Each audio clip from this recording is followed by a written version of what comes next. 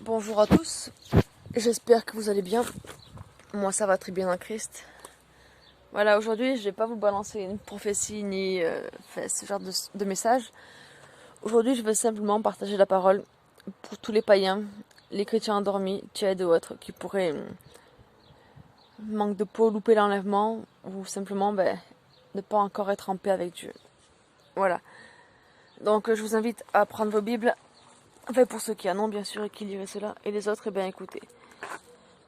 1 Samuel, versets 8 à 12. Et ils firent appeler et rassemblèrent auprès d'eux tous les seigneurs des Philistins et dirent: Que ferons-nous de l'arche de l'Élohim d'Israël?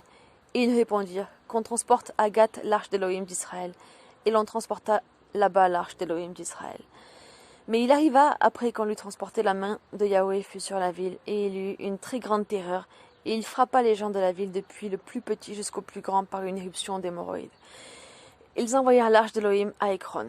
Or, comme l'arche d'Élohim entrait à Écron, ceux d'Écron s'écrièrent en disant: Ils ont transporté chez nous l'arche de l'Élohim d'Israël pour nous faire mourir, nous et notre peuple. C'est pourquoi ils envoyèrent et rassemblèrent tous les seigneurs des Philistins en disant: Renvoyez l'arche d'Élohim d'Israël, qu'elle retourne en son lieu et qu'elle ne nous fasse pas mourir, nous et notre peuple, car il régnait une terreur mortelle dans toute la ville. Et la main d'Élohim s'y appesantissait fortement. Les hommes qui n'en mouraient pas étaient frappés d'hémorroïdes, de sorte que le cri de la ville monte jusqu'au ciel. Observez donc comment l'arche effrayait autant un peuple et des peuples, et aujourd'hui le monde n'a plus peur de Dieu et ne le craint plus, voire pire, il s'en moque encore.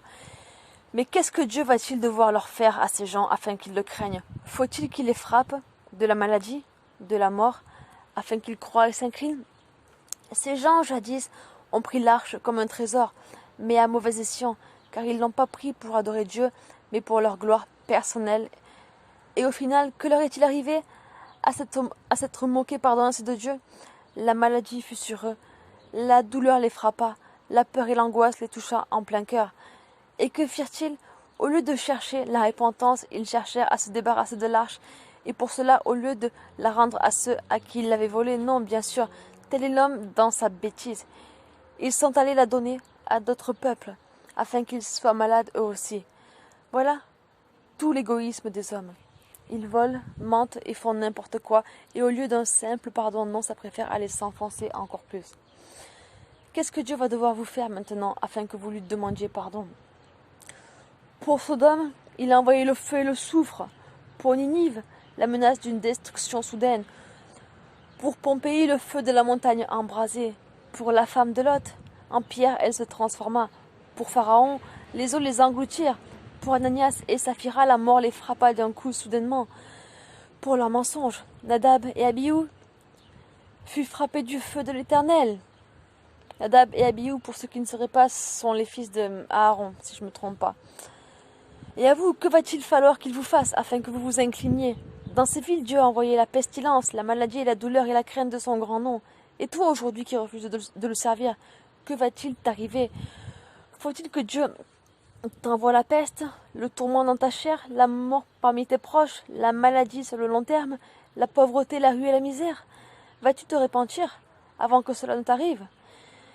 Car si il fut frappé simplement par l'ombre des choses à venir jadis, alors que te sera-t-il fait par la réalité céleste d'aujourd'hui en Jésus-Christ parmi nous? Aujourd'hui, nous avons plus l'arche, mais Jésus-Christ en personne. Que va-t-il t'arriver de pire? Oui, je te parle à toi qui écoute. Tu te dis sûrement que ce message n'est pas pour toi car il est sûrement groupé. Oh non, mon ami. Ce message est spécialement pour toi. Oui, c'est un dernier message que Dieu te donne avant de te frapper, afin de te corriger sévèrement pour ta rébellion. Demande-lui pardon avant que la peste ne te rattrape, car il vaut mieux être repris par un homme que par Dieu dans sa colère. Que Dieu vous bénisse. Dieu vous aime et je vous aime aussi. Bye.